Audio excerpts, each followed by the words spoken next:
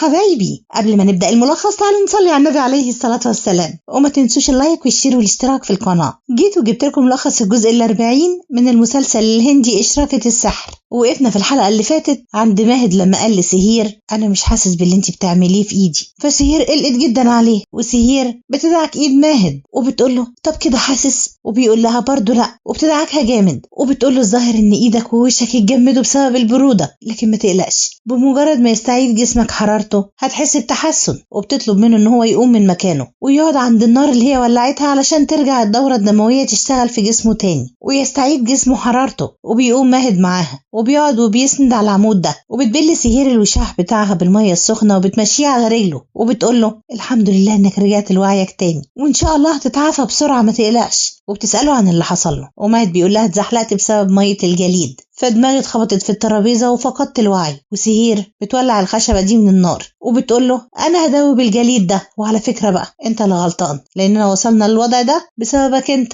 وماهد بيقول لها يعني انت اللي حبستيني في الأوضة دي وكمان بتلومي عليا؟ وسهير بتقول له ايوه انت فعلا اللي غلطان، لاني طلبت منك كتير ما تخطبش نظمة، لكن انت اللي ما سمعتش كلامي، ولو كنت سمعت كلامي ما كانش زمان نظمة صنعت قمر من الجليد، ولا كان زمانك اتزحلقت فيه، ولا فقدت وعيك، ولا كان زمانك دلوقتي بترتجف من البرد، ولا انا بقى كان زماني بعمل كل ده علشان انقذ حياتك. وعلى فكرة بقى الموضوع صعب عليا جدا، يعني صعب ان اتحمله لوحدي. وماهد بيحاول يقوم من مكانه لكن ما بيقدرش يقوم، وسهير بتقوله انت رايح على فين؟ خليك مستريح. وماهد بيمسكها من الاسوره بتاعتها وبيقول لها كفايه كلام وانت بعيده عني، تعالي اقعدي قدامي هنا واتكلمي قدامي وانت باصه في عينيا. وبيسالها انت بتخططي لايه بقى؟ فسهير بتقول له ولا حاجه خالص، ركز انت على نفسك ما تشغلش بالك باي حاجه تانية. وماهد بيقول لها ازاي بقى وانت انقذتي حياتي؟ وسهير بتقول له انا بحمد ربنا اني كنت قاريه عن انخفاض حراره الجسم. وبيقول لها ماهد انا ما بتكلمش على الموضوع ده، انا بتكلم عن انقاذك لحياتي من الشخص اللي كان عاوز يقتلني بره. وسهير بتقول له ايه ده؟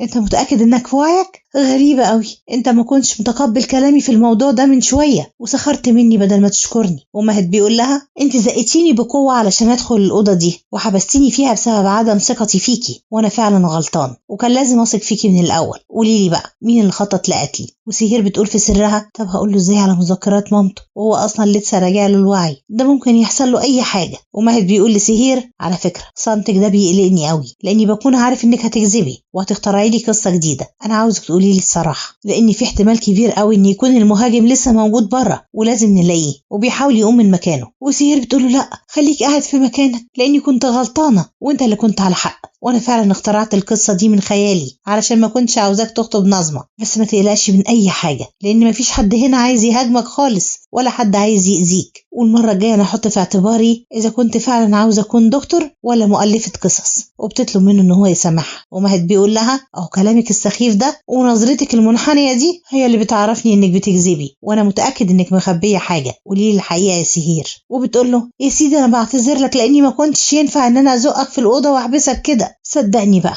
انا فعلا مش مخبيه اي حاجه عنك، هتسمح لي بقى اكمل اذابه الجليد؟ وماهد بيقول لها انا فاهم كويس قوي انك بتعاني كتير بسببي. وسهير بتقول له بس اذابه الجليد مش حاجه صعبه للدرجه دي. وماهد بيقول لها بس انا ما بتكلمش عن الجليد، انا بتكلم عن الخطوبه. وسهير بتقول له انا حتى لو اتجمدت هنا من الجليد مش هنطق بكلمه واحده عن خطوبتك. وماهد بيقول لها طب تعالي اقعدي قدامي اتكلمي معايا بصراحه. وهنا كوثر بقى بتقول لنفسها انا نسيت اتصل بسهير بسبب اللي حصل ده. وبيدخل برفيز عليها قبل ما تتصل وبيقول لها انا كنت مبسوط قوي برجوع بنتنا منيره على البيت، وعلشان كده اشتريت لك حاجه حلوه وانا جاي ولازم بقى تدوقيها. وبيقول برفيز للبنت اللي معاه يلا روحي اكلي مامتك. وبتروح البنت تاكل كوثر وبيسيبهم برفيز وبيطلع من الاوضه. وكوثر بتقول في سرها غريبه ان البنت اللي رماها وهي طفله فجاه كده يجيبها على البيت ويغرقها بالحب ده كله، ده كان لحد امبارح عاوز يطردني من البيت والنهارده مبسوط بشغلي كمان، الموضوع ده فيه ان وانا لازم اعرفها. وبتقوم كوثر وبتقفل الباب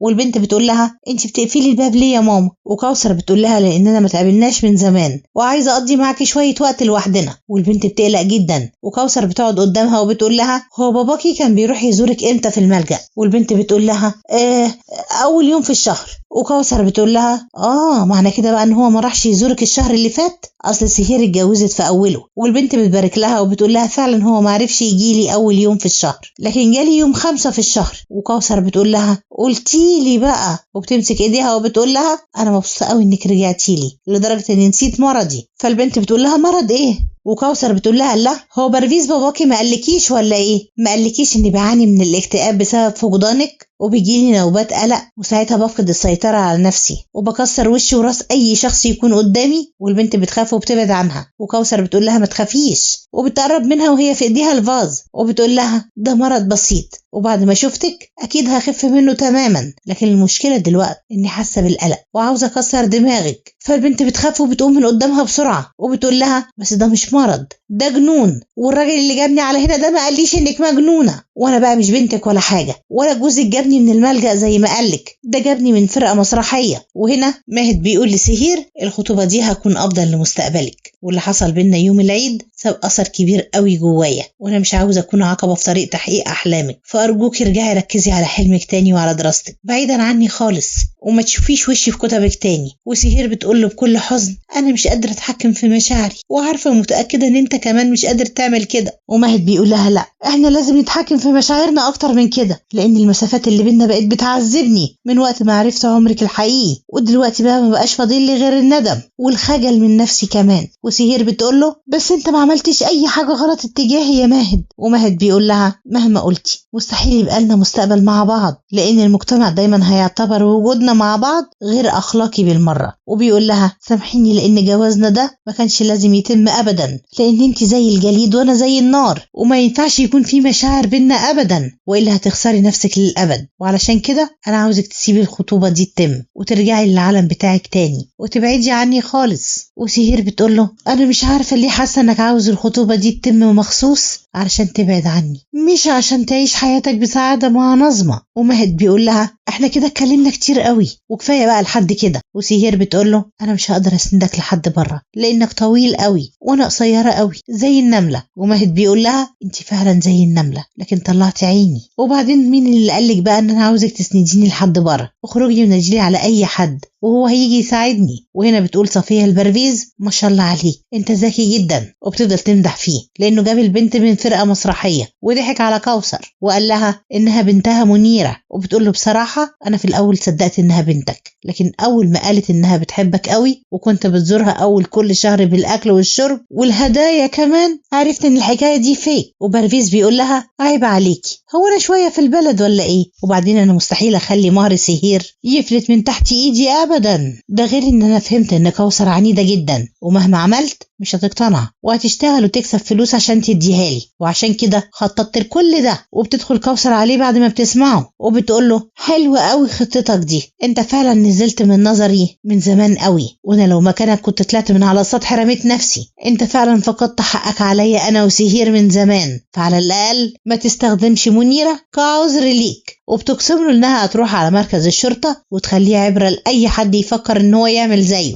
وبرفيز بيجري وراها وبيمسكها وبيلوي دراعها وبيكتم بقها وبيقول برفيز لصفيه خدي اسد واخرجي من البيت لان انا اللي هديها درس ما تنساهوش عمرها كله. وبتحاول كوثر انها تقاومه لكن ما بتقدرش، وسهير بتمسك الخشبه دي وبتحاول تولعها. وماهد بيقول لها انت بتعملي ايه؟ ما قلتلك اخرجي وناديلي اي حد يساعدني. وسهير بتقول له انا مش هقدر اخرج لاني لو خرجت هتعرض للضرب من نظمه عشان انا اللي عطلت لكم الخطوبه بتاعتكم. وخليني اكون صريحه معاك اكتر، على فكره انا مش خايفه من الضرب، انا خايفه اكتر من البعد عنك لانك لو خطبت نظمه هتبعد عني للابد، فانا عاوزه اقضي شويه وقت لاخر مره معاك، زائد انك لسه ما بقتش كويس وانا بقى مش هينفع اسيبك لوحدك. وماهد بيقول لها انا عارف انك مش هتسمعي كلامي ابدا، وبيحاول يقوم لكن ما بيقدرش. وسهير بتقول له ما تتعبش نفسك لاني لقيت الحل خلاص، وبتديله قرن شطه احمر علشان ياكله. وماهد بيقول لها ده عقاب جديد ده ولا ايه؟ وسهير بتقول له لا طبعا انا مش مفتريه للدرجه دي عشان اعاقبك كده، بس ده هيسرع تشغيل عمليه الدوره الدمويه في جسمك. وبتفضل تشجعه عشان ياكله. وسهير بيقول لها ما تحاوليش لان اكل الفلفل بيتعب معدتي وبيحرق لساني كمان. وسهير بتقول له مش عيب عليك لما تكون المفتي المستقبلي وخايف من اكل الفلفل؟ عموما بقى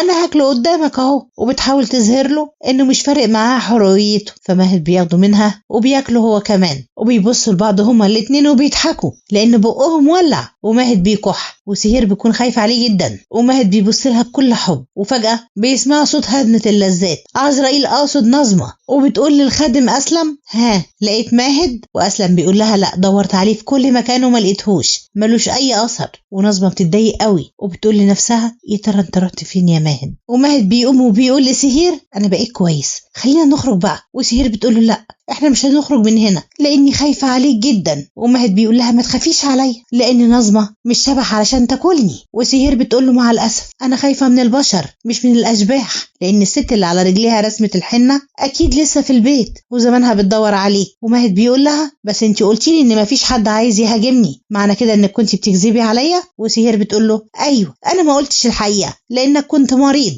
وانا كنت خايفه عليك. وماهد بيتضايق جدا وبيمشي خطوتين وبتتزحلق رجل سهير وهي ماشيه ورا، لكن ربنا بيستر وبتمسك في دراعه كده عشان تلحق نفسها قبل ما تقع. وبيعدلها ماهد وبيقول لها في يوم من الايام لو خرجت للشارع وانا متعصب اعرف ان انت الوحيده اللي هتكوني المسؤوله لانك بتروغيني كتير جدا، جربي انك تقولي مره الحقيقه. وبتقول له سهير بس انا خايفه لا تفقد السيطره على اعصابك لو قلت لك الحقيقه. وماهد بيقول لها مخاوفك دي وشكوكك هما اللي بيخلوكي تكذبي عليا باستمرار، يلا عرفيني ايه هي الحقيقه اللي انا مش هقدر اتحملها دي، وايه الخطر اللي ممكن يهددني. وبيسكت شويه وبيفكر كده وبعدين بيقول لها ايه ده، انت تقصدي امي بكلامك ده صح؟ وسهير بتقول له انت فقدت السيطره على اعصابك لانك قريت رساله مامتك بس، وانا شاهده على كل ده وعلشان كده انا خفت اني اقول لك الحقيقه. وبيسالها ماهد علاقه المهاجم بامي. وسهير بتقول له هو بصراحه انا كنت في الضريح في اليوم اللي انت رحت فيه عشان تدور على السلسله، ولما شفتك حاولت استخبى ومن غير ما اقصد خبطت في الجدار، وبالصدفه وانا ببص جواه لقيت جواه دفتر يوميات مامتك، وبعد ما قريتها عرفت انها ما موتتش نفسها زي ما قلت لي، لكن الحقيقه كانت ناقصه، وعلشان كده انا جيت على بيتكم عشان اعرف باقي الحقيقه. بدخولي لاوضه مامتك وماهد بيقول لها بدهشه يعني ماما كان عندها مذكرات والمذكرات دي حاليا معاكي؟ طب ليه ما اديتهاليش وباي حق احتفظتي بيها؟ وسهير بتخاف منه وبتقول انا عارفه اني ماليش حق عليك، لكن اعمل ايه في قلق قلبي عليك اللي مش بايدي ابدا ده واللي مش هتقدر تاخده مني. بص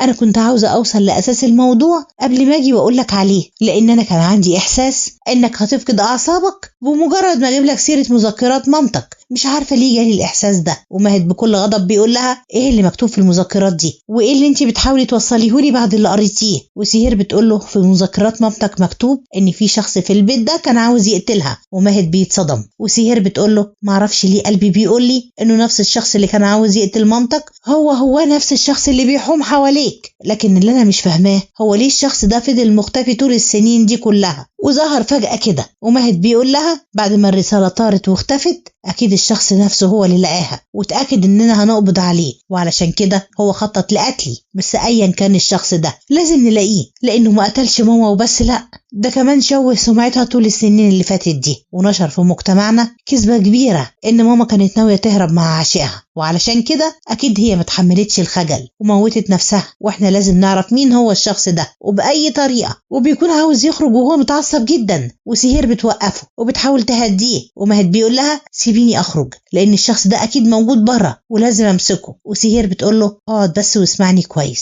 لأن ده مش الوقت المناسب للعصبية دي أبدا، انت لازم تكون هادي جدا والا مش هتعرف الحقيقه اللي احنا قربنا منها جدا. وبتطلب منه ان هو يغمض عينه ويتنفس بهدوء، وماهد بيسمع كلامها وبعد شويه بيقول لها خلاص انا بقيت كويس وهديت. وسهير بتقول له انا فاهمه شعورك كويس جدا وعارفه انك عاوز تقبض على الشخص اللي اتآمر ضد مامتك، لكن علشان ده يحصل لازم تعرف انك هتواجه مواقف كتيره جدا هتخليك مضطرب ولازم تتجاوز صعوبات كتير وممكن تحتاجني جنبك وقتها، وانت ساعدتني كتير ووقفت جنبي كتير وحميتني كتير قوي، اديني فرصة واحدة بس علشان ارد لك معروفك ده بصفتي يعني صديقتك مش مراتك. وبتمدله ايديها وبتقول له موافق تصدقني؟ وفي المستشفى سلطانة بتقول لفريد بالرغم تحذيراتي المتكررة ليك برضو ما بطلتش نقاش في الموضوع ده، شفت بقى عواقب عنادك؟ ليه ما سمعتش كلامي ليه؟ وفريد بيقول لها لو سمحتي انا مش عاوزه اتكلم ويا ريت تخليكي ساكته شويه. وسلطانه بتقول له اسكت ازاي بعد ما وصلت بنتنا للحاله دي؟ المفروض انك تحس بالذنب لان انت المسؤول عن كل اللي حصل ده، ولو كنت سمعت كلامي من الاول عمل ما كناش وصلنا لكل ده. فبيتعصب فريد وبيقول لها اسكتي بقى شوية، اسكتي لو سمحتي، لاني مش طايق اتكلم معاكي. وبعدين انت حاولتي كتير انك تخفي الحقيقة عن امل، نجحتي يعني. وصحيح امل مش بنتنا الحقيقية، لكن احنا ربيناها بكل حب وراعيناها وادينا لها حياة ما كانش ممكن باباها الحقيقي يوفرها لها ابدا. ولو كنا حاولنا ان احنا نتكلم معاها بهدوء ونفهمها ده كان ممكن تسامحنا وتقدر اللي احنا عملناه عشانها وتفضل تحبنا اكتر من باباها ومامتها الحقيقيين كمان. لكن البنت بمجرد ما بدأت تشك انت عملتي اللي ما كانش المفروض انه يتعمل، ودلوقتي عشان الطريقة اللي هي اكتشفت بيها الحقيقة مستحيل انها ترجع تثق فينا تاني، لان بسبب اخفائك للحقيقة انت خليتي مشاعرنا الحقيقية بقت مزيفة بالنسبة للامل، وعمرها ما هترجع تثق فينا تاني مهما قلنا ومهما عملنا. وبتخرج الممرضة من عند امل وبيروح فريد وسلطانة يسألوها ها اخبار امل ايه، وبتقول لهم الممرضة ان نوبات الهلع قلت شوية، لكن امل ما زالت تحت ضغط جامد جدا، واحنا بالفعل ادينا لها المهدئات اللي انت وصفتها لها. وسلطانة بتقول لها ما تدوش لامل اي مهدئات تاني لانها لما تشوفنا هتبدأ تتحسن من تلقاء نفسها. والممرضة بتقول لها انا اسفة لكنكم مش هينفع انكم تدخلوا لها لانها رافضة انها تشوفكم تماما، وطلبت بس تشوف واحدة اسمها كوثر. وبيبص فريد لسلطانة وبيقول لها انا هروح اجيب لها كوثر. وهنا برفيز المجرم ده بيكون لسه ماسك كوثر وكاتم بقها، وكوثر بتدعي ان ربنا ينجيها منه لانه هيقتلها. وبتفضل كوثر تقاوم برفيز وبتحاول انها تهرب منه، بس بتتزحلق في المية وبتقع على الارض، وبرفيز بيجري عليها وبيربط ايديها بالطرحة بتاعتها، وبتفضل كوثر تصرخ عشان اي حد يجي ينقذها. وبرفيز بيقول لها ما تحاوليش لان محدش هيسمعك ولا حد هيقدر ينقذك مني النهاردة، ولو حصل وده بعيد قوي يعني، بس لو حصل بالصدفة واي حد جه عشان ينقذك انا هقتله معاكي عادي خالص. وبيربط بقها علشان ما تصرخش وبياخدها على فوق وبيقول لها ان هرميكي في الخزان بتاع المية، ولو حد سألني عليكي هعيط واقول لهم احنا كان عندنا أزمة مية. ومراتي العزيزة لما طلعت على السطح علشان تبص على الخزان رجليها اتزحلقت ووقعت يا حبيبتي وغرقت، وانا ما كنتش موجود اصلا في البيت عشان انقذها. وهفضل اعيط قدام الناس كلها عشان يصدقوا اني زعلان عشانك. وهنا سهير بيكون لسه مادة ايديها لماهد وبتقول له هتقبل صداقتي يا ماهد؟ وماهد بيقول لها يا ريتني كنت اقدر امسك ايدك واوعدك لكن سامحيني مش هقدر. وسهير بتزعل وبتبعد ايديها وبتقول له مفيش مشكلة لأن مش مكتوب في أي كتاب إن الصديق بس اللي يقدر يساعد، ممكن تتصل على الدكتور فريد وتطلب منه المساعدة. وبالنسبة لمذكرات مامتك فهي موجودة في بيتي وتقدر تيجي تاخدها في أي وقت أنت عاوزه. وماهد بيقول لها طب قومي عشان أروحك على بيتك لأني عايزها دلوقتي وبالمرة بقى علشان أخد إذن مامتك. وسهير بتقول له تاخد إذن مامتي في إيه؟ وماهد بيقول لها في إننا نكون أصدقاء لأن بدون إذن مامتك أنا مش هقدر أقبل أي مساعدة منك. وسهير بتفرح جدا وبتقول له ماشي اللي تشوفه بقى. وماهد بيقول لها طب يلا بقى عشان نخرج من الأوضة دي لأني حاسس بالخنقة هنا. وسهير بتقول له طب قبل ما نخرج اتصل على المفتش دوبي وعرفوا إن الأشخاص اللي عاوزين يقتلوك ما زالوا موجودين في البيت. فماهد بيقول لها ماشي. وهنا بقى بيدخل الخادم للمفتي راشد وبيقول له في مشكلة كبيرة قوي والشرطة موجودة تحت. والمفتي راشد بيقول له طب روح اعرف وسيم وانا نازل حالا. وبيروح الخادم لوسيم في الأوضة بتاعته وبيقول له الشرطة موجودة تحت. ووسيم ومراته بيقلقوا وبيقول وسيم للخادم ليه الشرطة هنا ليه يعني؟ والخادم بيقول له انا ما اعرفش. ووسيم بيقول له طب انزل انت وانا جاي وراك على طول. ووسيم بيقول لمراته يا ترى مين اللي اتصل على الشرطة؟ وفاطمة بتقول له انا خايفة لحد يعرف بمؤامرتنا. ووسيم بيقول لها وطي صوتك ويلا روحي خرجي الرقاصة اللي هنا في اسرع وقت ممكن واخفي السلاح اللي كان معاها وانا هنزل اشوف فيه ايه. وهنا المفتي راشد بيسأل المفتش دوبي خير ايه اللي جابك على بيتنا في الوقت المتأخر ده؟ وقبل المفتش ما يرد عليه بيظهر ماهد ومع سهير وبيقول ماهد لجده انا اللي اتصلت عليه لان في شخص في البيت ده عاوز يهاجمني. وبيتوتر جدا وسيم هو وحسنة وبيقول المفتي راشد لماهد ومين ده اللي عنده الجرأة انه يهاجمك؟ وحسنة بتقول بمكر كده ده مش في البيت ده وبس، مفيش حد في المدينة كلها يقدر ان هو يتجرأ ويهاجمك يا ماهد، انت اكيد قلقان بدون سبب. واكيد بقى سهير هي اللي اخترعت الموضوع ده عشان تلغي خطوبتك على نظمة فما تسمع لهاش لانها عاوزة تسمم عقلك بكلامها الفارغ ده. وماهد بيقول لعمته سهير مش عايزة تسمم عقلي، سهير انقذت حياتي واللي بينقذ حياة انسان مش ممكن يكذب عليه ابدا، انما اللي يقدر يقتل هو اللي يقدر يكذب. فبيقول وسيم لماهد كفاية خداع في البنت دي هي وعيلتها، ازاي تصدق كلامها الفارغ وتتصل على الشرطة؟ طب ولو هي صادقة فعلا ايه الدليل على كلامها؟ وبتقول له سهير انا مش بس عندي دليل ده انا كمان عندي الشخص اللي عايز يهاجم ماهد لانها لسه موجودة في البيت ده وهي الرقاصة اللي مرسومة على رجليها الحنة وكان معاها خنجر على شكل هلال. وهي فعلا حاولت تهاجم ماهد بيه، لكن بفضل ربنا نجي منها. وبيطلب المفتش من الشرطيين انهم يفتشوا البيت ويدوروا على الرقاصة وخنجرها اللي كانت عاوزة تهاجم ماهد بيه. وهنا بتوصل فاطمة للرقاصة اللي على رجليها الحنة وبتقول لها امشي على طول من هنا، هتلاقي في وشك باب مقفول اخرجي منه، هتطلعي مباشرة على السوق، اوعي تخلي حد يقبض عليكي، ولو حصل واتقبض عليكي اوعي تجيبي سيرتنا وتحملي العقاب لوحدك واحنا مش هنسيبك ابدا. والرقاصة بتمشي وبتحمد ربنا فاطمة انها انجزت مهمتها بنجاح، وبتقول لنفسها دلوقتي جه دور اخفاء السلاح في مكان آمن، لأن الشرطة لو لقيته هنقع في ورطة. وبيلاقي الشرطي ده السلاح في الأوضة اللي الرقاصات كانوا بيغيروا فيها. وفي نفس الوقت بتدخل فاطمة الأوضة والشرطي بيقول لها أنت جاية تعملي إيه هنا؟ وفاطمة بتتوتر جدا وبتقول له أصل النهاردة كانت خطوبة بنتي وعشان كده أنا كنت بحاول أنظف الدنيا يعني. وبيخرج الشرطي للمفتش بالسلاح اللي هو لقاه، ووسيم بيخاف جدا لما بيشوفه. وسهير بتقول للمفتش هو ده نفس السلاح اللي أنا شفته. وبيكون ماهد عاوز يلمسه، لكن المفتش بيقول له لا ما تلمسوش عشان هناخد بصمات المهاجم اللي عليه. والمفتش بيسأل ماهد انت ليك عداوة مع حد او بتشك في حد؟ وماهد بيقول له شكي كله في الشخص اللي مش عاوزني اعرف ماضي امي واللي اذاها، لكن خطته مش هتفضل مخفية لوقت طويل. وبيطلب ماهد من المفتش انه يرجع يفتح قضية مامته تاني ويعيد التحقيق فيها عشان يعرف اذا كانت فعلا موتت نفسها ولا في حد هو اللي حاول يقتلها. وحسنة بتقول لوسيم خطوط القلق على وشك هتكشفك، سيطر على نفسك شوية وإلا الشكوك كلها هتتحول ضدك انت. وبس كده لحد هنا وبيخلص الجزء ده من مسلسلنا. ولو عاوزين تعرفوا اللي هيحصل بعد كده استنوني في ملخص الجزء الجديد وإن شاء الله مش هتأخر عليكم. ويا ريت كل اخواتي يواظبوا على الصلاة في موعد. ولو عجبكم الفيديو يا ريت ما تبخلوش علينا باللايك، ولو أول مرة تتفرجوا علينا يا ريت تعملوا اشتراك وتفعلوا الجرس عشان يوصلكم مننا كل جديد بنقدمه. وإن شاء الله اللي جاي هيعجبكم أكتر وأكتر.